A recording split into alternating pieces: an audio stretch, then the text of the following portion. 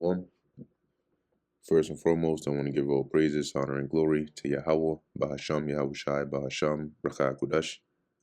Double honors to the elders and the apostles of Great Millstone, and peace and blessings to the elect. And today we're going to go into the book of Proverbs, the 5th chapter. My son, attend unto my wisdom, bow thine ear to my understanding. That means give heed, right? Listen to the words of wisdom and understanding that I'm imparting to you, that thou mayest regard discretion, and that thy lips may keep knowledge. When you regard something, right, you are taking thought of it, and discretion is important, right? It's discretion is a fruit of wisdom, that thy lips may keep knowledge. For the lips of a strange woman drop as an honeycomb, meaning they're sweet. Her words are sweet and enticing, and her mouth is smoother than oil. That is the seduction. And here, what he warns of, what Solomon does when he warns of here is two things, right? You know, the actual strange woman, which also goes into an adulterous woman that you got to watch out for, and the strange woman, which is likened onto left-handed wisdom, or corrupt, philosophies or doctrines of life that lead you astray from righteousness. And so you can see, there where the crossover between the two is, and that's why he uses the characteristics of a actual woman to describe, left hand knowledge or ways of the wicked that are seductive, like a woman. So as we're reading this, you can think of it in both sense, right? It says, but her end is bitter as wormwood, sharp as a two-edged sword. So when she's enticing you in the beginning, it's sweet, right? Like an honeycomb. It's deceptive, it's seductive, it's smooth, it slips past your mental defenses and it lulls you into this desirous trap. But that's how a trap works. When you look at a rat trap with cheese on it, it looks good, right? The rat is looking at it like, damn, that looked good to me. But the second it gives in and it falls and it bites, that trap gonna bite back. And then wham, you know what I'm saying? That metal piece is now on your neck. And now you're twitching. You might still try to reach for the cheese, but at this point, the rat can feel its life slipping away. So that's how it is, both with a strange woman or an adulterous woman and the spiritual strange woman, which is left-hand wisdom. In the beginning, it may seem like it's something to be desired, but for a natural woman, it's all fun and games till her man pops in with a shotgun and now you're hiding under the bed. And you can't even breathe, gotta hold your breath lest he hear you, now you're suffocating. Right? And with strange wisdom, in the beginning it may seem like this is something new, but as Paul even said, professing themselves to be wise, they became fools. And what's going to be the end of them? Destruction. That's why it's also likened onto being bitter as wormwood.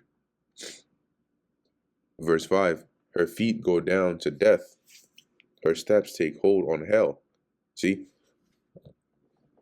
So where she leads you is death, is destruction at the end of the day. And her steps take hold on hell. That's the grave. Or in other words, your demise. Lest thou shouldest ponder the path of life. Her ways are movable, that thou canst not know them. And I'll read this in the NLT as well. But basically what it's saying here is she doesn't consider the ways of life, right? Lest thou shouldest ponder the path of life. And she's unstable. Okay, that's the movable.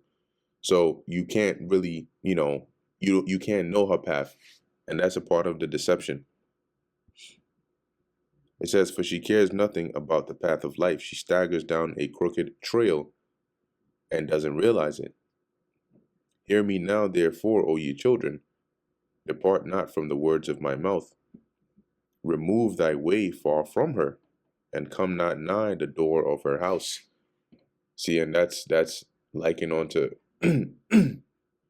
how we ought to be in this truth, to keep ourselves pure, to abstain from any false doctrines or philosophies that will try to entice you and lead you out of the instruction or the protection of the Lord. Verse 9, lest thou give thine honor unto others, and thy years unto the cruel.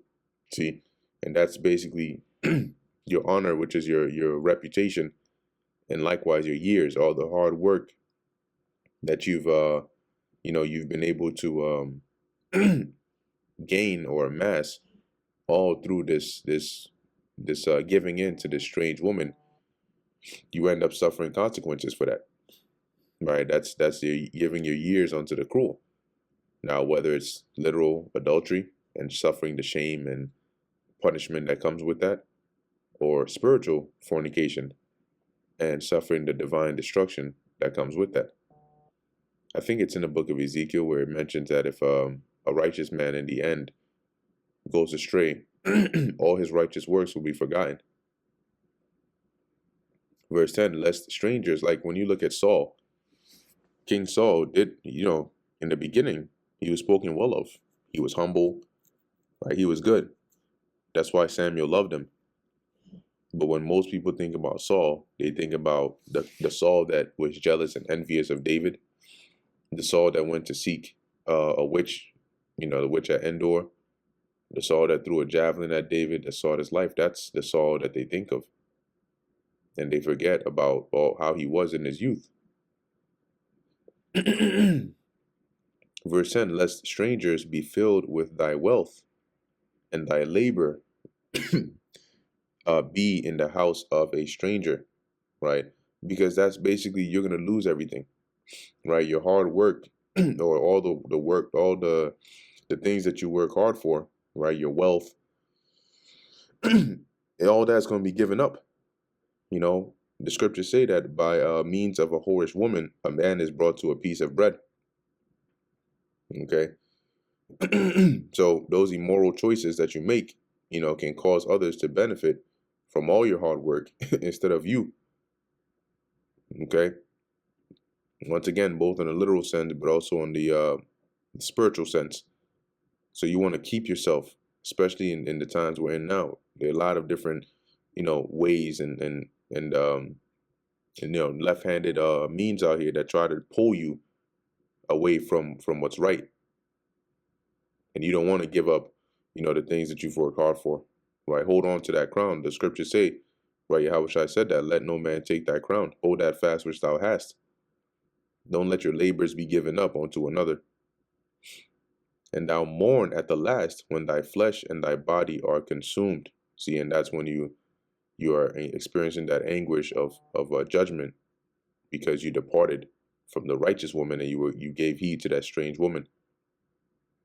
And say, how have I hated instruction, and my heart despised reproof? That's also in Wisdom of Solomon, the 5th chapter, right? Because in going after, leaving the right wisdom and going astray, eventually when that judgment comes, your eye will be opened and you'll realize how far you strayed from the wisdom of the Lord. That's why it says, how have I hated instruction? Damn, how did I come this far away from righteousness? And my heart or my mind despised reproof. So much so that I didn't hear the correction until now I'm experiencing the judgment. And have not obeyed the voice of my teachers, nor inclined mine ear to them that instructed me. And that's, you don't want to be at this point, right? Because once again, your veil of darkness will be lifted at some point.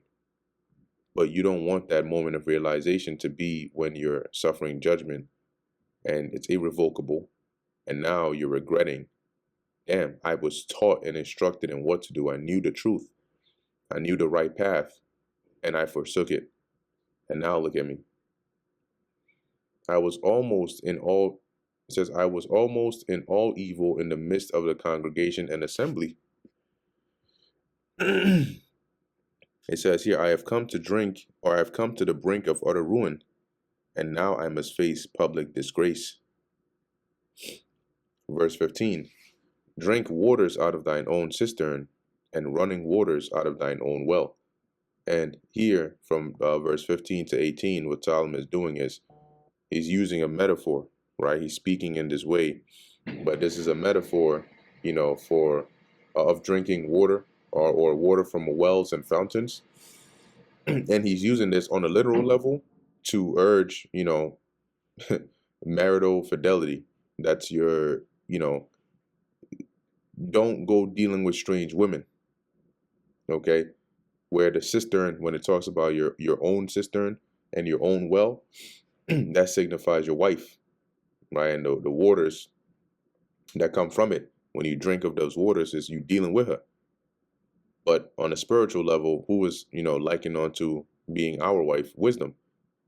So on a literal level, it means stay away from those strange women, right? Stay away, be intimate with your own wife, and stay out of trouble. And on a spiritual level, it's saying stay away from these other philosophies, right? Stick with the wisdom the Lord has given us. So drink waters out of thine own cistern, and running waters out of thine own well. Let thy fountains be dispersed abroad, and rivers of waters in the streets. And I'll read this in the NLT as well to make it a bit clearer, or NIT and NLT, NIV, either one. It says, let them be only thine, or let them be only thine own, and not strangers with thee. Let thy fountain be blessed, and rejoice with the wife of thy youth. You see that? So literally, you have your actual wife, but spiritually, the wife of our youth is wisdom, or this knowledge, wisdom, and understanding that we have from the Lord. NLT, verse 15, drink water from your own well, share your love only with your wife. Why spill the water of your springs in the streets, having sex with just anyone? And spiritually, when you have sex or you fornicate with just anyone, it's likened onto giving your mind over to the doctrines of left-handed ways, okay, and going astray from the doctrine of righteousness through wisdom that the Heavenly Father has given us. You should reserve it for yourselves, never share it with strangers. That's your that intimacy. And likewise, that's our mind, right? Our mind is to be reserved for the Lord, not strange women or strange philosophies. Let your wife be a fountain of blessing for you. Rejoice in the wife of your youth. Because guess what? From our youth, from our origin, the wife the Lord gave us was wisdom. He never gave us instruction to follow after practices, pagan practices, wicked ways, left-hand wisdom. The Lord didn't give us that. In fact, in the law, he says, and in the writings of the prophets, that he said they sacrificed their children onto Molech, and they did all these things where I never once instructed them to do. It never even occurred into my mind to ever tell them to do such a thing. So that left-hand wisdom isn't something the Lord gave to us. He told us to stay away from it. Let her be, in verse 19, let her be as the loving hind and pleasant roe. Let her breast satisfy thee at all times, and be thou ravished always with her love. Right, and on one hand, that's being content with your own wife and not another's. But on the spiritual side, that's wisdom, right? Wisdom being personified as a woman, where you're infatuated with her love, right? You're content, you're satisfied with her features. Okay, that's what he's describing here as being intimate with a woman, which is likened onto you giving up your mind to wisdom, and indulging in the beauty and the satisfaction and the merits that come with her, right? Being ravished always with her love. See, when you're really, really in love with someone, it's like you don't see the rest, you don't see anybody else. And that's how your mind got to be, with the wisdom of the Lord. Verse 20, and why wilt thou, my son, be ravished with a strange woman and embrace the bosom of a stranger? See, why would you go out to a strange woman, which here is likened unto an adulterous woman, because you don't know where she's from. You don't know what she's bringing with her. Right? NLT, why be captivated, my son, by an immoral woman, or fondle the breasts of a promiscuous woman? Because what she'll get you with is this seduction. She'll test your curiosity. Okay, that's what the serpent did to Eve and then Adam. The serpent brought a strange woman to Adam, and that was through left hand wisdom. And so you don't want to be ravished with that strange woman. You don't want to get involved with her. You don't want anything to have to do with her, because it's not going to lead well. It's not going to end well for you. For the ways of man are before the eyes of the Lord Yahweh, and he pondereth all his goings. So the Lord is constantly watching everything you do, right? And his eyes are firmly fixed on all your goings, all your doings. So if he's giving you, the wife of your youth, he's blessed you with wisdom and the correct instruction on what to do and how to live, and you decide to depart from that and go on to another's, a strange woman, guess what? You're doing that to yourself. And what it's going to lead to, as we read up above a couple of verses, is that her steps take hold on hell. Verse 22, his own iniquities shall take the wicked himself, and he shall be holden with the cords of his sins. Let's look at that in the NLT. An evil man is held captive by his own sins. They are ropes that catch and hold him. He shall die without instruction. And that instruction also goes into discipline, because it takes discipline to follow instructions. Guess what? Saul wasn't able to follow the instructions of the Lord because he lacked discipline. The Lord said, when the Lord instructed him to go and slay all the Amalekites and slay everything, because of his lack of discipline, he didn't. He saved the king alive, and he brought back the cattle and sheep and so on. See, so he shall die without instruction, and in the greatness of his folly he shall go astray. So his folly, his wickedness, his deviation from the instructions of the Lord, he's going to go astray. And that's going to lead to what? His demise. But that's in the greatness of his folly.